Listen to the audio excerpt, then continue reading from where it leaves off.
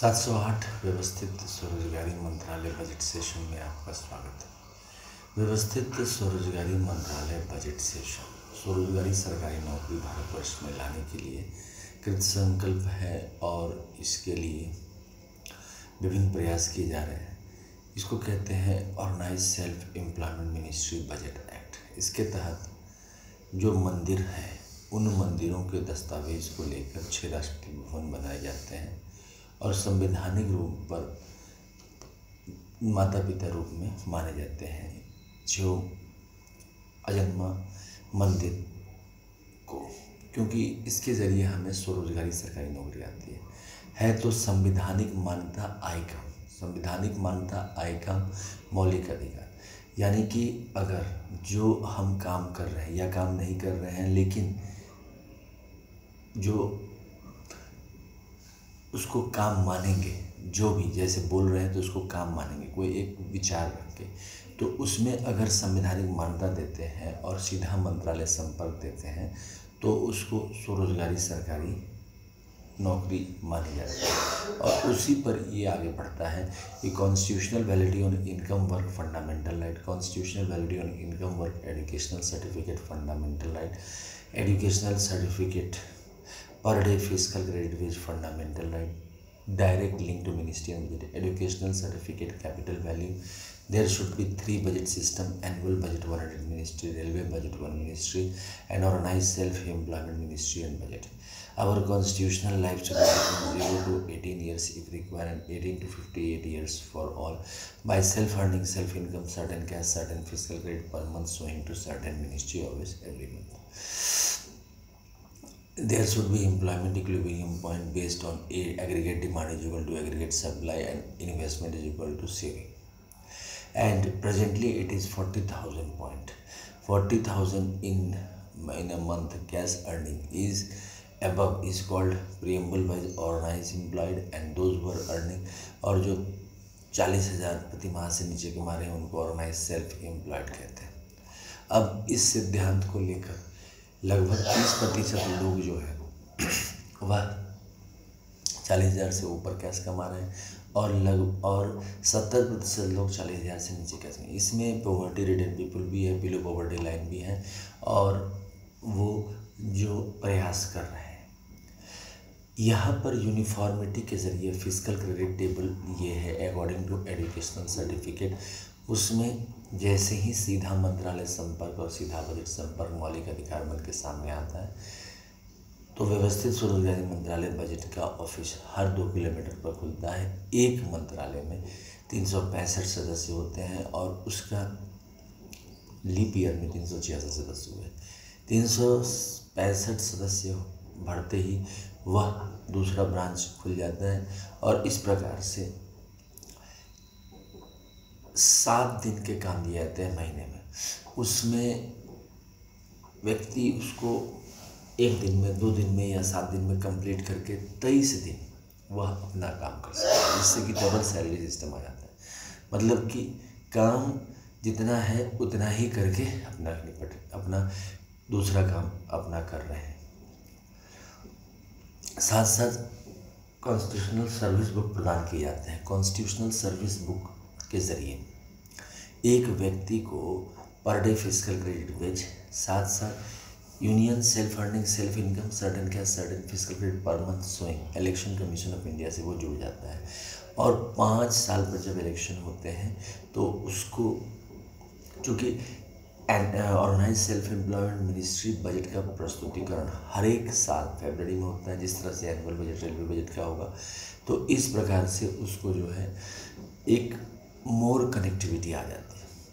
इसके अलावा 40,000 से ऊपर जाने के लिए संवैधानिक पथ बनाया गया, सीधा मंत्रालय सीधा बजट संपर्क। इसके तहत organise self employment ministry budget of India university बनाई गई है, और जिसके तहत एक व्यक्ति अगर 10 MA या 10 PhD या 10 MPhil या 10 DLED या फिर इक्विवेलेंट 10 पोस्ट ग्रेजुएट डिग्री अर्जित करता है, काम करते हुए व्यवस्थित स्वरोजगारी मंत्रालय बजट यूनिवर्सिटी जो है उसी का भाग है आगे बढ़ाने के लिए, तो काम करते हुए तो उसकी आमदनी 40,000 से ऊपर हो जाती है। और इसके लिए 20 साल समय लगते हैं, क्योंकि एक MA की डिग्री प्राप्त करने के लिए 2 साल लगे।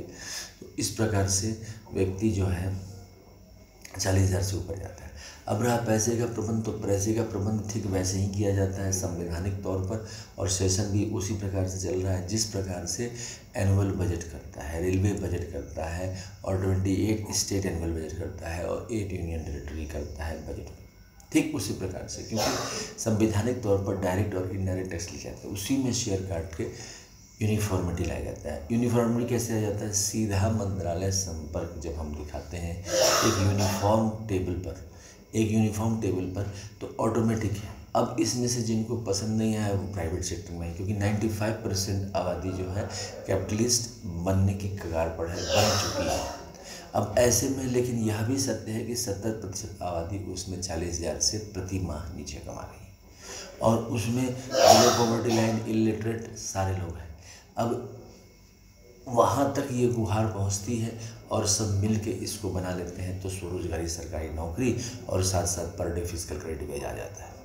भारतीय संसद और भारतीय विधानसभाओं को कानून पारित करने में कोई दिक्कत नहीं होती है, क्योंकि अगर हम लेबर पार्टी ऑफ इंडिया जो कि फिस्ट ऑफ द हैंड के साथ काम कर रही है 31 अगस्त 2001 से, इस नीति को कार्यान्वयन करने के लिए उसके इसी सिद्धांत पर अमितेश्वर झा, अमित कुमार झा के प्रेसिडेंटशिप में इसको आगे बढ़ाया जा रहा है। इसके तहत जो है सो जन जन में जो है सीधा मंत्रालय संपर्क और सीधा बजट संपर्क की योजना प्रस्तुत की जा रही है, और जो लोगों को उसके अधिकार से रूबरू कराया जा रहा है। अब ये आने से फिर कानून, इसके प्रतिनिधि, जनप्रतिनिधि पार्लियामेंट ऑफ इंडिया और विधानसभा ऑफ इंडिया में प्रतिनिधित्व करने लगते हैं, तो फिर कानून इसका बन जाता है। अब इसमें हमने union agriculture commission of India को बनवाया है, क्योंकि सारे स्वरोजगार, सरकारी नौकरी प्राप्त कर लेते हैं, तो एग्रीकल्चर कौन करेगा? तो इसके लिए union agriculture commission of India OSMBI के ज़रिए अगर 1360 स्क्वायर फीट का ज़मीन खेती करने के लिए देते हैं OSMBI को, तो उस पर 1500 रुपये रेंट सालाना मिलता है, और 1 साल पर रिन्यूअल होता है उसका खेती करने के लिए उस काम को। इस प्रकार से लेबर पार्टी ऑफ इंडिया जो भी सिद्धांत है अमितेश्वरवाद के तहत, उन सब को प्रचार प्रसार करके जीवन में सीधा मंत्रालय संपर्क और सीधा बजट संपर्क, पर डे फिजिकल क्रेडिट बेच, per month physical credit salary लाने का प्रयास करते हैं। इसके अलावा ओम नमः शिवाय पब्लिकेशन प्रेस मैगजीन का ये किताब, ये पीछे का कवर है ट्रूथ ऑनली टर्म्स का, जिसके तहत ये फिजिकल क्रेडिट टेबल और ये ट्रूथ ऑनली टर्म्स जो कि 210 पन्नों में है और 6 खंडों में है। 6 खंड के नाम 401 रुपये है। ISBN नंबर है 8190186402X और कॉपीराइट नंबर है 954/03/CUL और रजिस्ट्रेशन नंबर है 1799।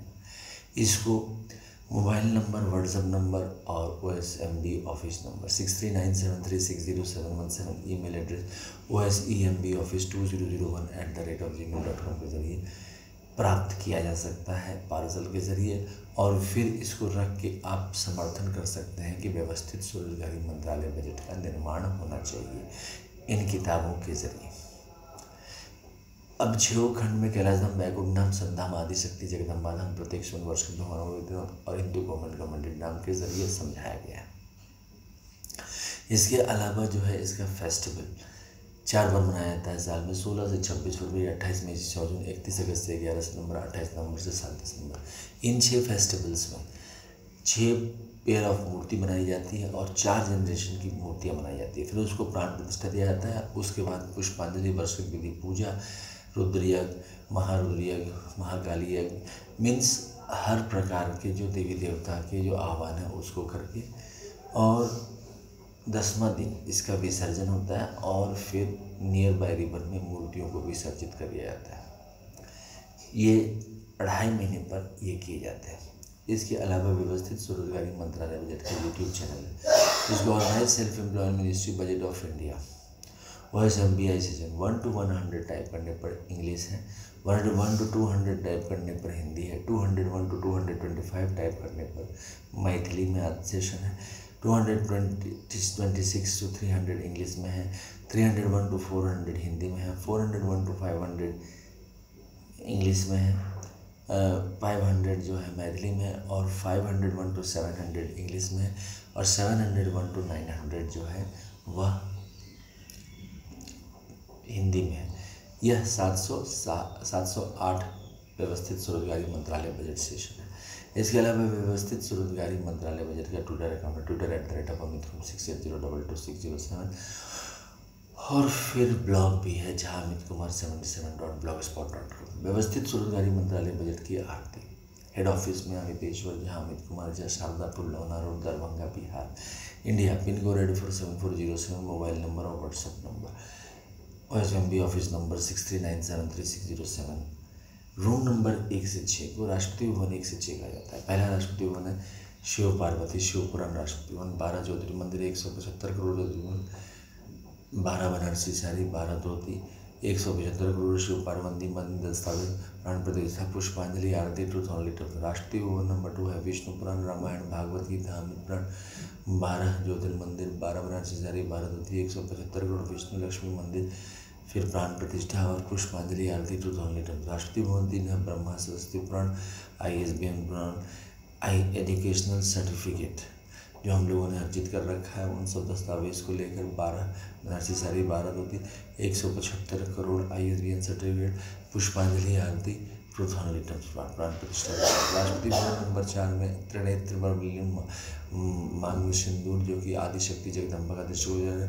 ट्रूथ ऑनली ट्रूथ का आदिशक्ति जगदम्बा खंड भाग 4 और फिर दुर्गा सुदेवी भागवत, 12 ज्योतिर्मंदिर, 175 करोड़ ज्योतिर्मंदिर और प्राण प्रतिष्ठा, 12 बनारसी साड़ी, 12 धोती, पुष्पांजलि, आरती, truth only truth. Rashtrapati Bhavan number 5 में प्रत्येक शिव वर्ष की भगवान भगवती, इसके तहत जितने भी देवी देवता हैं उसके वर्ष के 12 ज्योतिर्मंदिर, 175 करोड़ में 12 बनारसी साड़ी, 12 धोती और प्राण प्रतिष्ठा, 175 करोड़ ISBN सर्टिफिकेट, पुष्पांजलि, आरती, truth only truth. Rashtrapati Bhavan number 6 में हिंदू गवर्नमेंट जजमेंट 15 अगस्त 1947 से जितने भी कानून बने उन सब कानूनों को लेकर। उसके बाद 31 अगस्त 2001 से व्यवस्थित स्वरोजगारी मंत्रालय बजट बनाने के लिए जितने भी कानून उन सबको लेकर 12 बनारसी 175 करोड़ ISBN सर्टिफिकेट, प्राण प्रतिष्ठा, पुष्पांजलि, आरती, ट्रूथ ऑनली ट्रूथ। इस प्रकार से इसकी डेली आरती की जाती है और फिर इसका ध्वज भी है। ध्वज है उजला कपड़ा जिसमें जो है त्रिशूल मांग में सिंदूर शिव पार्वती वेलफेयर पावर का दृष्टिगोचर, चक्र मांग में सिंदूर विष्णु लक्ष्मी राम सीता कृष्ण दामिता विलास का दृष्टिगोचर, कमंडल मांग में सिंदूर ब्रह्मा सरस्वती लोहा एजुकेशन का दृष्टिगोचर, त्रिनेत्र मांग में सिंदूर आदिशक्ति जगदम्बा का दृष्टिगोचर, किताब मांग में सिंदूर प्रत्येक शिव वर्ष के ब्रह्मांड भगवती का दृष्टिगोचर जो एक्सक्लूडिंग ब्रह्मा विष्णु महेश ज्ञान लक्ष्मी शक्ति, और जो गवर्नमेंट स्टैम्प मांग में सिंदूर वह हिंदू गवर्नमेंट ट्रेजरी का दृष्टिगोचर है। यह भारतीय सरकार द्वारा जनतंत्र के माध्यम से जो कानून बनाया उसका दृष्टिगोचर है। 6 और सिंबल हैं उस पर जो कि माइनॉरिटी राष्ट्र 6 माइनॉरिटी राष्ट्रपति भवन के हैं, उनके जो सिम्बॉल्स हैं उसको राष्ट्रीय ध्वज पर अर्पित किया गया है। अब इसके ज़रिए ऐसे हो जाता है कि सपोज करो कि